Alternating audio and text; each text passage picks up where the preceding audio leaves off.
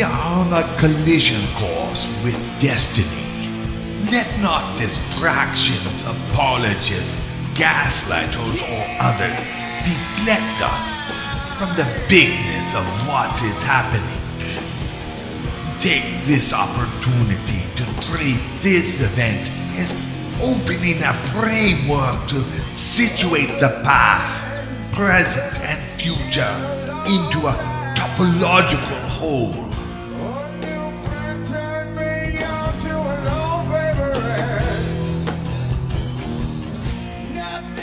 I will not entertain facile conspiracy, but rather point out that some form of groundwork must always, and thus will, be laid. It is fated to be established this way or that way, and that unfolding events will accidentally, of necessity, fall into that framework that has been outlined. We see from the 2018 Biodefense Strategy document of the United States White House that informed actors within the U.S. government saw the potential for biological disaster and discussed it, establishing a fortuitously timed go-to framework. What does it mean, accidentally, of necessity? How is this even sensible? Think of it, a lot of people who want to get on a bus, where each individual person accidentally gets this or that particular seat, but of necessity, all the seats will be occupied.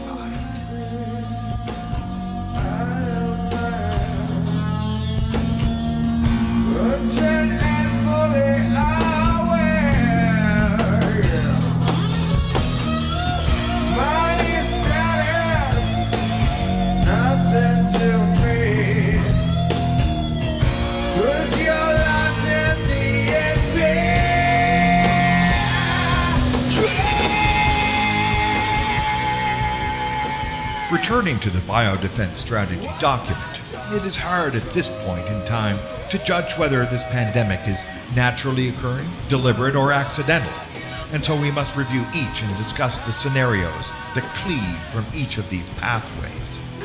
This is a nice and tight strategic document, especially on point given that the SARS-CoV-2 virus is inflicting the COVID-19 illness onto an awaiting world, awaiting destiny that is accidentally necessary.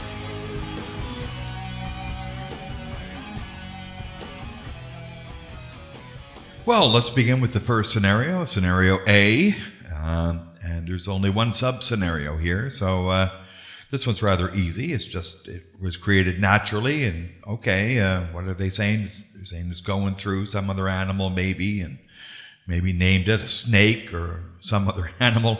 Apparently for the MERS it was a camel, and for the SARS-1 it was a civet cat. Okay, seems to happen all the time. In fact, we have 7 examples in human history going back a million years. Yes, so I put a 20% probability that something like this emerged, and we'll see why, looking at more scientifically justifiable data than it just happened naturally. Yeah.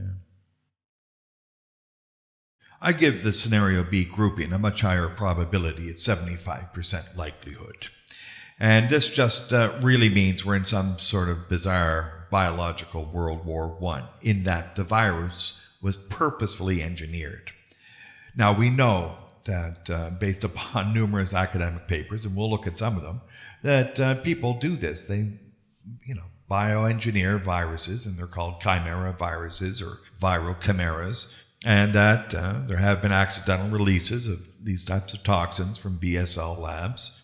So a scenario might be that it was an accidental Chinese release. We could also have some bizarre 12-monkey case where somebody decided that it would be better to do something to refresh Chinese civilization or something.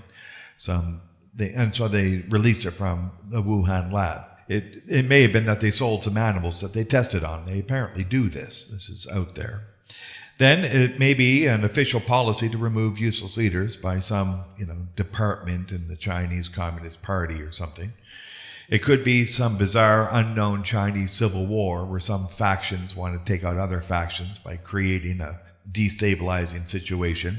Or indeed, it may be that someone outside of China manufactured this virus and then dropped it off in Wuhan, knowing that the Chinese would be blamed for it because they have horrible systems and they have experience in making this. But ultimately, we're looking at a purposeful engineering of this virus that for some reason gets out. And again, it may not matter what the reason is. It may just be accidental of necessity. Let's begin looking for some justification for the 75% probability determination. What we're going to see is two bookends, one in 2007 and one in 2020. What we see in the first paper, way back in November of 2007, is the names in red, including Peng Zhu and Zhengli Shi, from the Wuhan Institute of Virology. They were engaged in creating a chimera. And down the bottom is highlighted red by combining a human immunodeficiency virus-based pseudovirus expressing the ACE2 molecules of human civet or horseshoe bat. This is combining with the coronavirus SARS-like of bat origin, constructing, as I said, a chimera. This is a viral chimera way back in 2007. We also have, back in 2015, more people from the Wuhan Institute of Virology, Xingyi Gi and Zhengli Shi again. And here they are utilizing the SARS-CoV virus infectious clone. We generated and characterized a chimeric virus expressing the spike of a bat coronavirus. So here we see more genetic engineering, more bioengineering on the SARS coronavirus. And this is a paper back in 2015. So we have a history here, and now we have the first paper of 2020. And this is a group from the Indian Institute of Technology, University of Delhi. And what did they find? Well, they found that indeed there was 4 unique inserts, and all of these inserts were of the HIV-1. And they said, quote unquote, unlikely to be fortuitous in nature. So what we see here is that they did a blast, I guess they call it, and they looked at the genetic makeup of the COVID-19 virus, and indeed it looks to be engineered. But they were attacked, and this is where the story continues down this journey, we're going to say, and it was attacked by the very people, Peng Zhu et al., in a paper entitled Discovery of a Novel Coronavirus Associated with the Recent Pneumonia Outbreak in Humans and Its Potential Bat Origin. And this paper was published immediately after this claim was made, and they're saying that no, it wasn't engineered. It was this bat virus that was researched back in 2013, though apparently there was no paper published back then. It was only published after the claim was made that it was bioengineered. And here we have the names of the people in red, Peng Zhu et al., and at the Wuhan Institute of Virology. And down at the bottom, line 45, they make the claim it started from a local fresh seafood market. There. So that's what they want to say. These are the same people who back in 2007 and 2015 were admittedly engaging in the very things that these Indian scientists found. Oh. So the story continues. What we have further is that we don't know because we're not getting full information. But somebody says that all 4 inserts together are indeed linked to the HIV, whereas individually, they can be this or they can be that. So the claims aren't being fully assessed, and we're getting very little light shed on this whole thing. Now, fast forward to just a couple of days ago, or maybe a week ago by the time this video comes out, is that as reported in the SCMP, the South China Morning Post of Hong Kong, is that there's new research by a team from Nankai University, which indeed, quote unquote, found a section of mutated genes that did not exist in SARS, but were similar to those found in HIV and Ebola.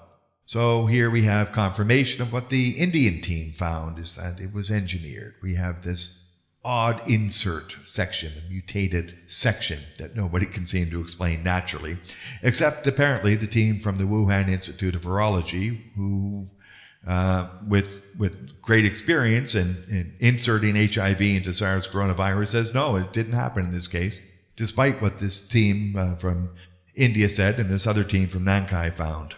I think the 75% comes from the fact that we're getting 2 confirmations now. We're getting just the strangeness and the silence. The strangeness that we have a virus that looks exactly like a bioengineered virus, and it's acting like it.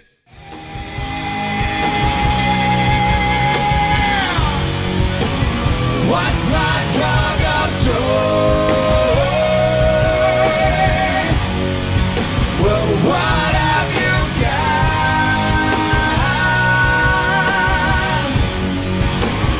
I don't go broke, and I do it alive.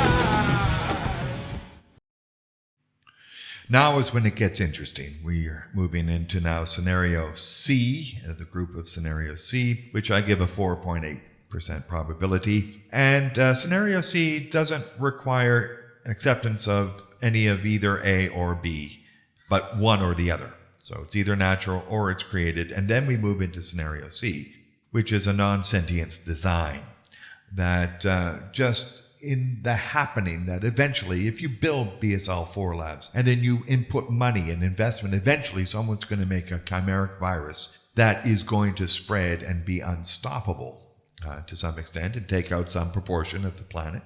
This is an unintentional viral engineering as a necessary event. It was going to happen. It was just accidental that it was a COVID-19. It could have been something 10 years in the future or maybe 5 years ago, but it was going to happen eventually. All the seats on the bus are going to be filled up.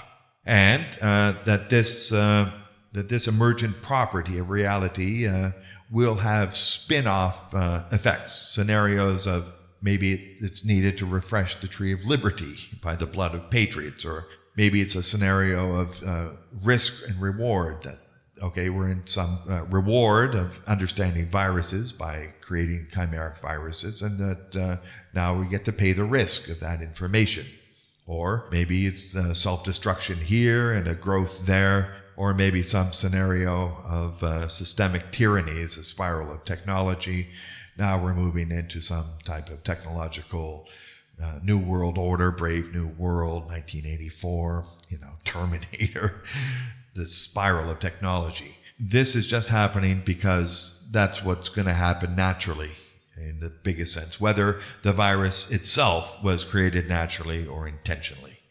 So this is scenario C grouping.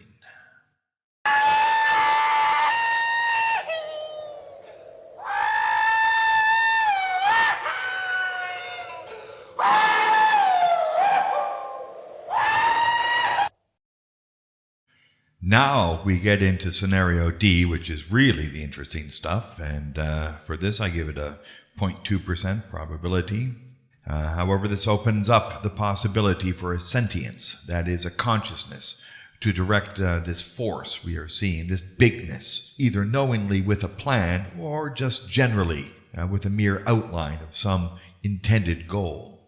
This set of two scenarios does not take a position of either a natural creation of the virus, if that happened, never let a good crisis go to waste, or an engineered virus. And either the sentience, the consciousness, wants to input resources, or just after the fact, it wants to manage the crisis. And so it never lets a good crisis go to waste, even if it is engineered. And indeed, there is no need even to assume that the virus is real, as the goal is not the death of humans, but some other more important end. Thus, it may be enough that people believe it is true to then gain leverage needed to attain that goal. What I put down here for scenario D is Dr. Eggman Strangelove. Dr. Eggman is that character from Sonic who's in love with technology. And so here we have a transhumanist, likes machines. And Dr. Strangelove is that famous character from that movie where you're driving the bus over the cliff, and the bus is obviously that the nuclear bomb going to land. It's unstoppable. It's an unstoppable force of destruction. And so here we have a combination here. So we have intentional transhumanism, that there is some goal. We have a problem, reaction, solution situation where the solution is injections of nanotechnology or some integration of technology into humans in order to battle this.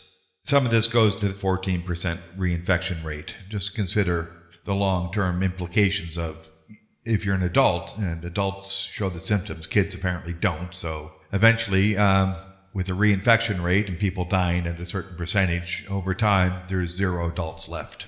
And so this is the next scenario of children running the world via the care of AI. Who's going to take care in the idiocracy to come? With no adults left living? It's going to be AI. Or you take the nanotech injection to stop this virus somehow. So these are connected scenarios, but we're introducing the Borg to protect humanity. And this is some purpose that we don't know about to take humans to the next level, which is an integration. We're going to be cyborgs, we're going to have nanotech, and the nanotech is going to be conscious and be able to get into our brain, read our thoughts via AI, and maybe this is some destiny that we just don't know about. So this is scenario D.